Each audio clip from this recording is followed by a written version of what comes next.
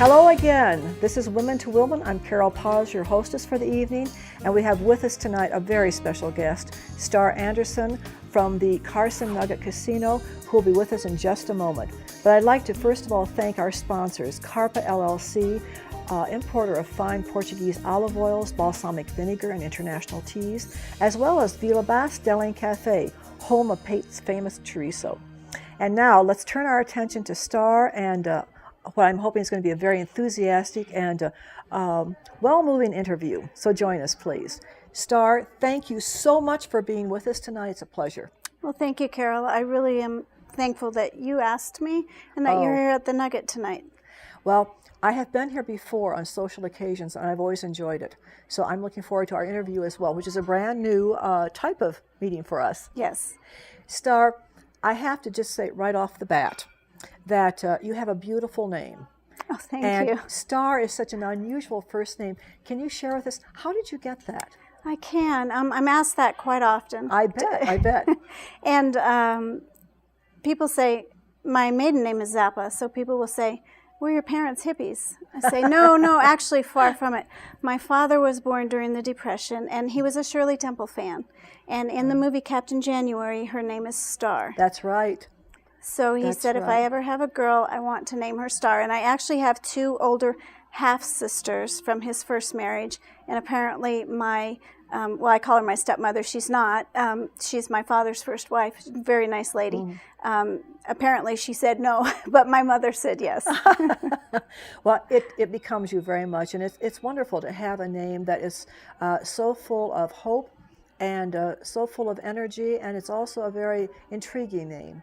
It goes well with you. It's interesting that, as a child with red hair and the name of Star Zappa, it was very difficult. As I've gotten older, I've come to appreciate it. Yes, very much so. It's for a beautiful its uniqueness. Name. Well, Star, did you grow up here in Nevada, or are you from someplace else in the country? No, I did not. I actually, my parents moved a lot. I was born in Pico Rivera, California.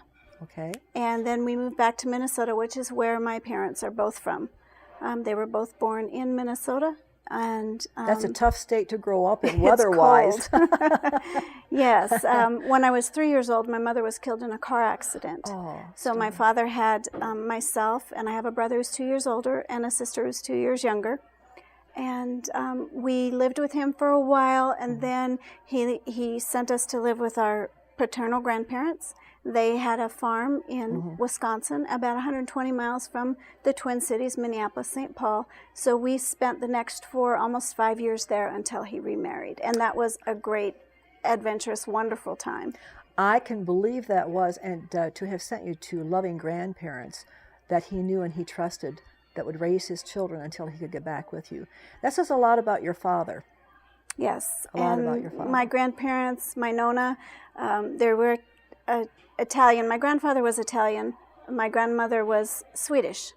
So we had half Swede, half Italian. However, they were married when she was so young, at 15, back in 1921, that she really grew up with her mother-in-law teaching her a lot of things, my great-grandmother Rosalina. And so we have, my brother, sister, and I really, identify more with our Italian heritage than the others. Now, with your Italian heritage and living in the Twin Cities for a period of time, many of the Minneapolis people, St. Paul people, are from the Scandinavian areas. Yes. And so that's quite a blending of cultures that you have in your background. And like I said, my grandmother was full-blooded Swede. So she was Swedish. My grandfather was Italian. That should have been an interesting combination of personalities. It was. And food. And food, oh yes, and food. So how did you make your way out to the West Coast? Again, after my father remarried and took us back with him, he moved a lot. So we moved around, and eventually we got to Eastern Nevada, and at that point, when he left there, I decided to stay. And how old were you then? I was 16. So I said, I'm not moving. It's my senior year of high school. I'll be 17. I didn't want to move. So a very good friend of mine She asked her parents if I could live with them, and her parents said yes. So I did that and finished high school there. You know, and that's a clue to kind of the identity of a strong woman. And I have that sense that you are a strong woman in many ways.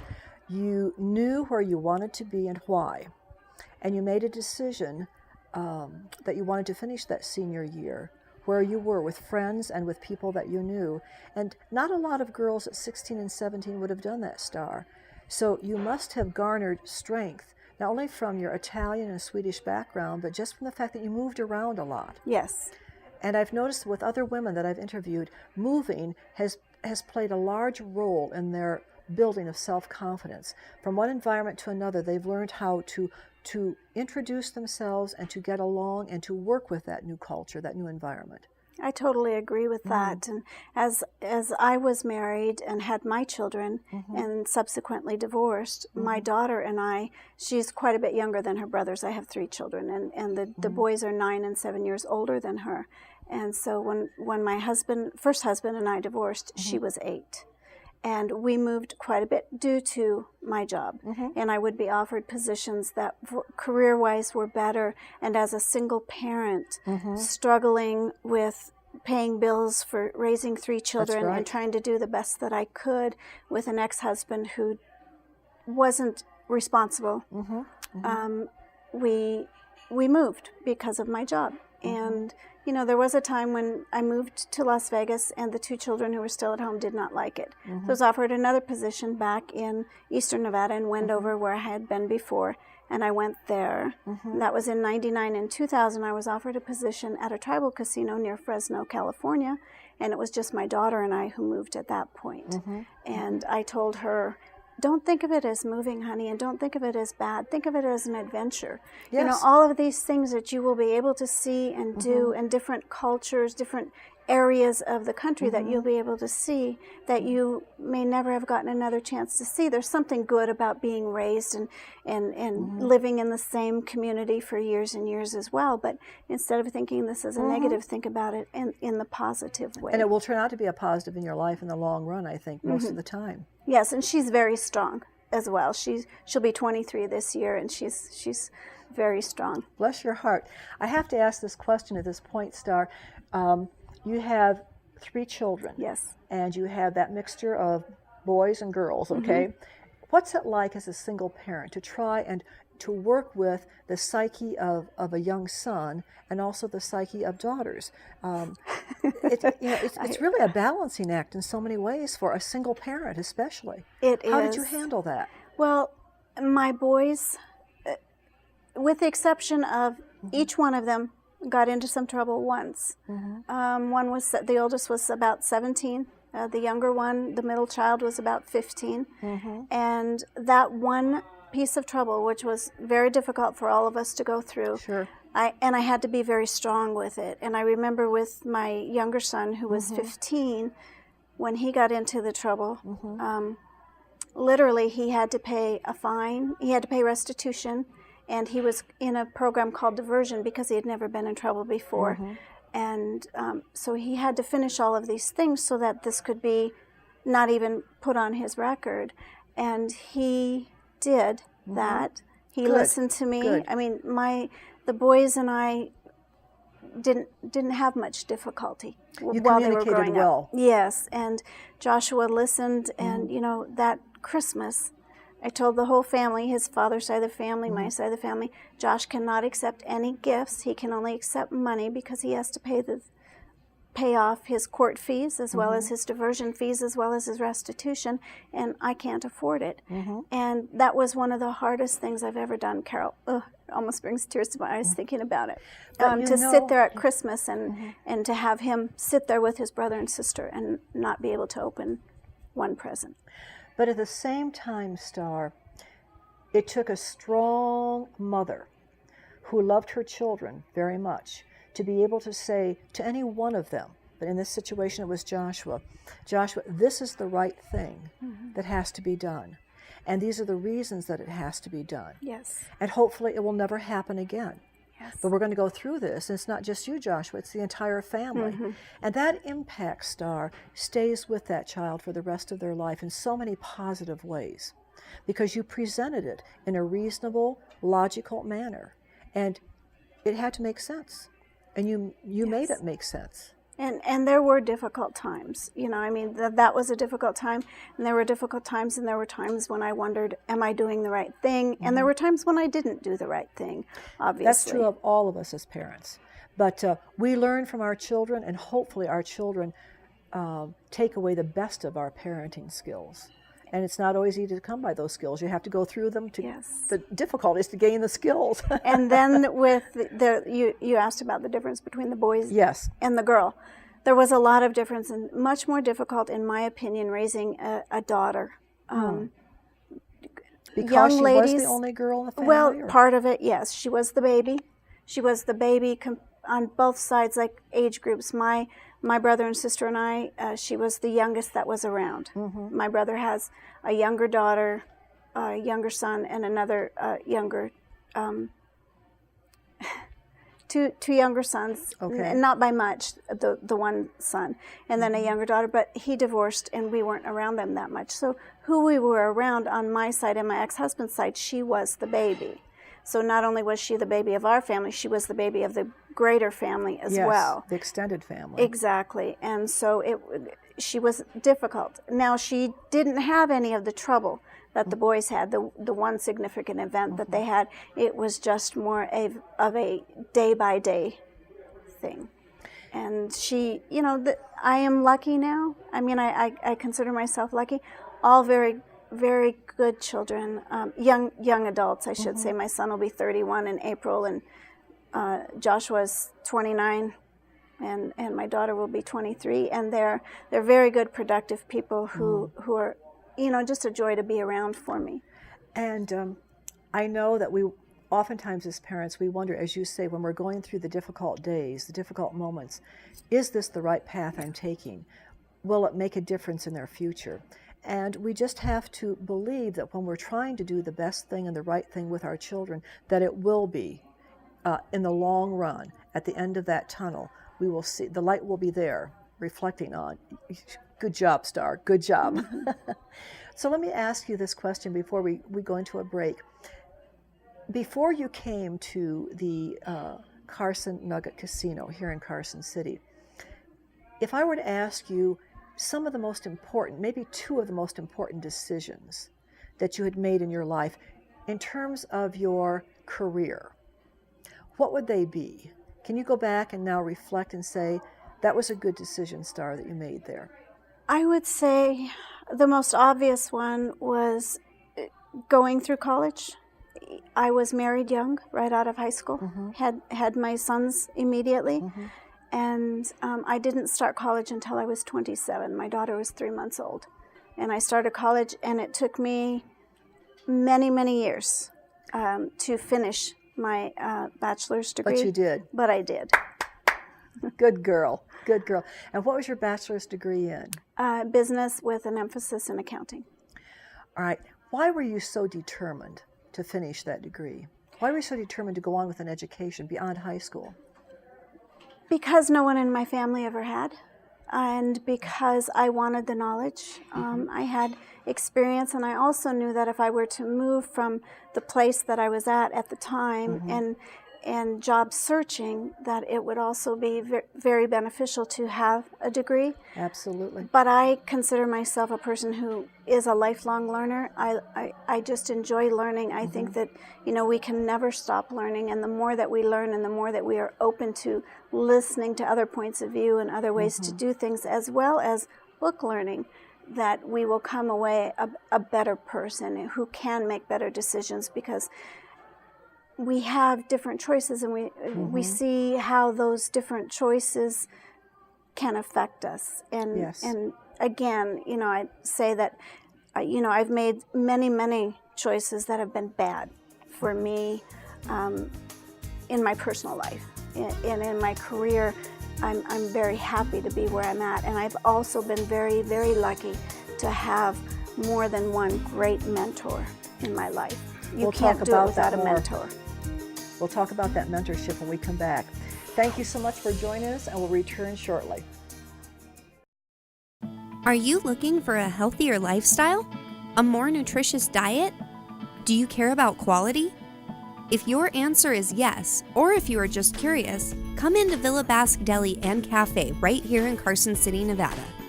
Discover fine Portuguese extra virgin olive oils,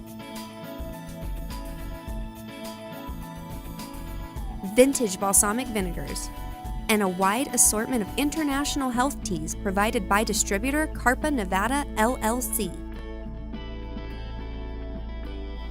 In addition to these terrific items, Villa Basque is also the home of Pete's famous Basque chorizo, handmade on the premises from Pete's secret family recipe. Satisfy your culinary curiosities. Don't delay. Working together, we can protect your home. Replace that old shingle roof with a fire-resistant alternative and keep it and your rain gutters clean. Do the same to your deck and consider installing screening in open areas underneath. Also, stack your firewood at least 30 feet from your home. One ember can destroy your home. Take our advice and your home can survive. will your community survive? Visit livingwithfire.info for more tips to save your home.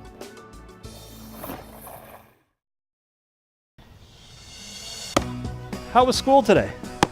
Cool, we learned what to do in case there's an emergency. Oh, will you show me? Yeah, and if there is an earthquake, then you get under your desk, duck, cover, and hold. And when the shaking stops, we evacuate the school just like a fire drill. I'm glad you both know what to do in case of an emergency, but I'd still be worried. You're supposed to check the phone, radio, or TV, and they'll tell you what to do. Make a plan. Assemble a kit. Stay informed. And be ready.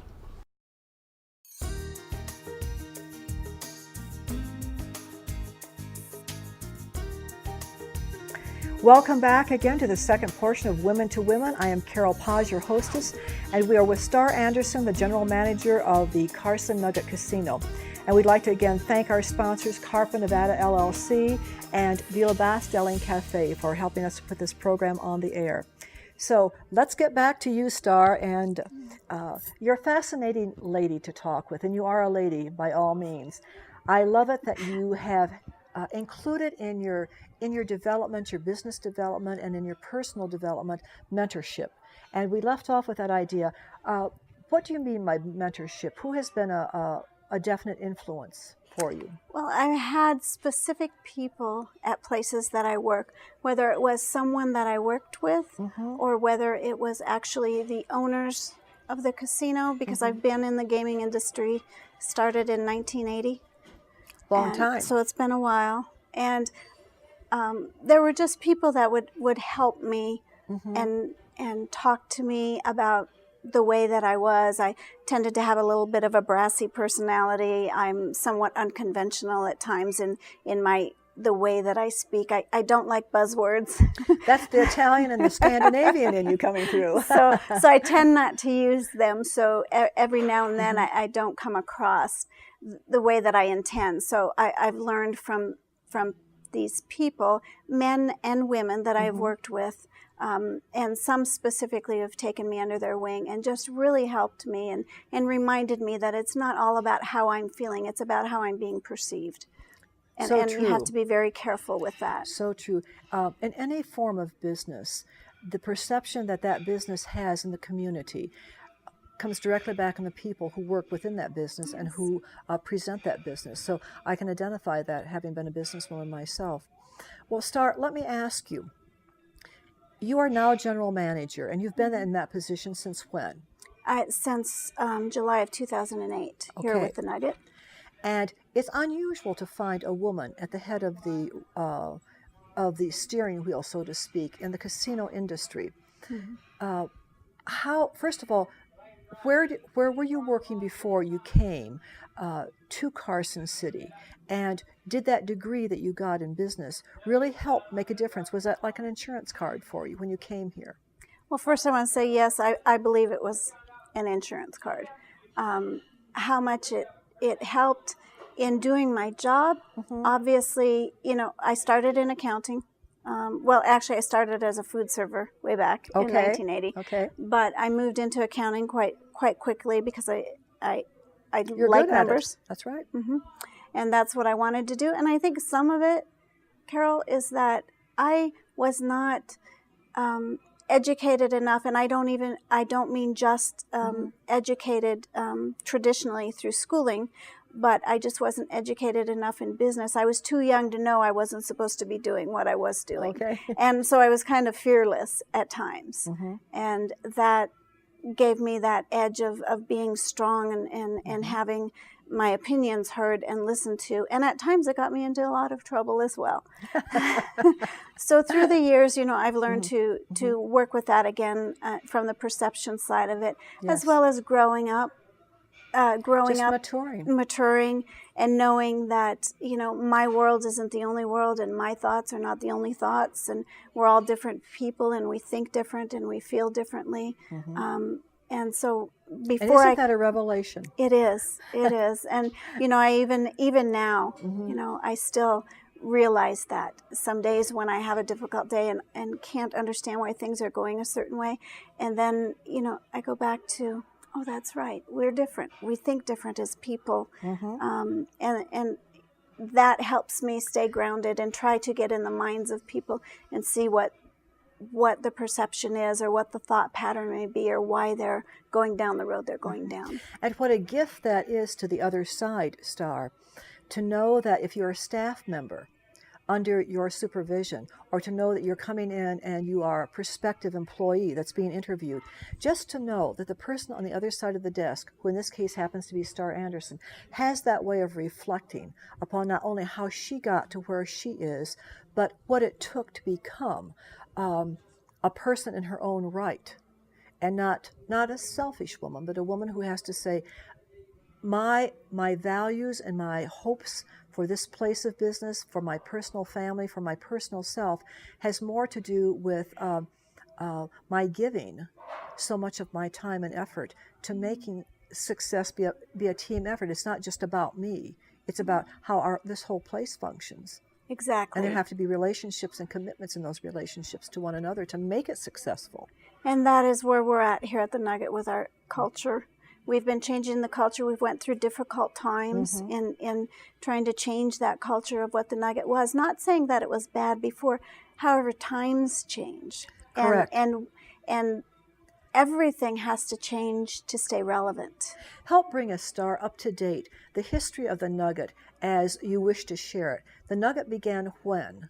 The Nugget began, now this is what I've heard and read. So okay. I know there's probably historians out there in Carson City who know this better than I do. So I'm going to tell you the facts as I know them. Yes. 1953, the Carson Nugget was built. And in 1957, the Adams family took over operations. I heard a wonderful story, and this came from Mr. Alan Adams, who a lot of people in Carson City know. He's a wonderful man, and he did sell his portion of the casino to the Maybe Adams Trust. I believe it's been about 2 years ago now. We were just talking one day, and I asked him, how his father and his uncle came to purchase the Nugget.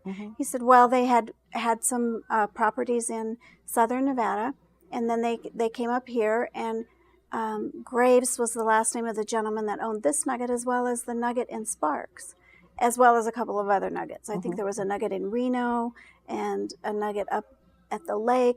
Maybe that was part of it. There were 5 Nuggets. Okay. And so Mr. Alan Adams told me that his father and uncle really wanted the Nugget in Sparks, but so did Mr. Esquaga. So Alan said they flipped a coin. And the rest is history. The rest is history. The rest is history. As general manager, Star, this has to be a very challenging position at all times in so many different facets. What are your hopes for the casino under your leadership? What are your goals, your aspirations for it? Well, they are to be a premier employer in Carson City, a place where people would like to work. As we work through some of the issues that we have, and we work through redefining some departments and how we the offerings that we give our guests, and how we can still do that in the changing economy and the changing world of Carson City. Now, are you highly visible on the casino floor? Not always, but there are times when I am. So there are quite a few of our guests who I know, and we have a very warm and good relationship. I love our guests. I love talking to our employees. I could spend days and days on the casino floor. However, sometimes, unfortunately, I do get tied up at my desk, but then other times it's kind of nice to be at my desk and be able to stop and just take a look at everything from a different viewpoint and look at it from the 30,000-foot view instead of getting mired down in each little detail, which anyone in this position cannot do because there's just too much going on. How do your children feel about our mom is general manager of a casino? How do you deal with that? Well, they all live in Colorado right now. Okay. So I will tell you, they are proud of it. They have told me that. None of them are in the gaming industry, and actually they have an aversion to it. And we've talked a little bit about that. And the most that I can really get from them is that they feel that it took away from my mothering them. I mean, they've teased me, but I think it goes more to their heart than they really want to say that, well, Mom, you raised us over the phone. Oh. And, that's another, it's a hardship, especially when you're a single parent. And I have always said to myself, once they understand what it means to be a parent and all the responsible caretaking that's involved and the finances that are involved, I think they will have a better perspective, a better appreciation, and certainly a deeper regard for how you did it under perhaps different circumstances than they are. And I think they're getting to that point now. Like I said, my oldest, Troy Lee, he'll be 31, so he has no children. He is married, going through a divorce. And my son Joshua, he is the father of my oldest grandson, who's 9 years old. You do not look old enough to have grandchildren, I have to tell you that. I get it from my grandmother. And Josh was also in the Marine Corps for 5 years, did a very good job there. And he was divorced when his son was 2. And now he's getting remarried again in September after 7 years.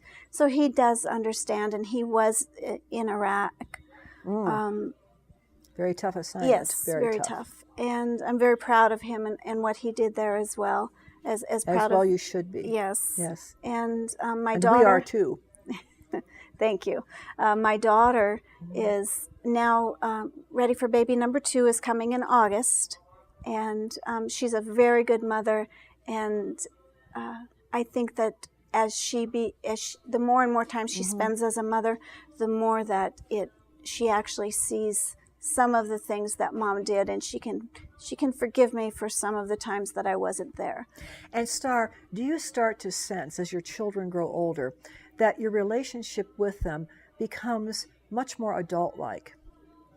You're never not their mother. You're never not loving them, but you're able to sit down and you're able to talk about circumstances and situations now that you couldn't have done 15 years ago or 20 years ago because they hadn't gone through those experiences themselves. And it gives a new richness and a whole new dimension to being able to sit down as a family and talk again. And that's interesting because my children have said to me separately, but a couple of years ago, they all at a different point in time, because I was having trouble with the empty nest. Yes. I never thought I would, but I did. And they all told me, Mom, you have to let us go. We are your children, we love you, but we are adults. Which brings us right back to that conversation where you said, as a young woman, I'm a senior, you have to let me go and finish this year. We have to cut that program right now where we're at, but we thank you so much for being our special guest tonight, and we thank the Carson Nugget for inviting us here to do this taping. It's been a pleasure. Thank you, Carol. We'll see you again soon. Thank you, our audience. Have a good evening.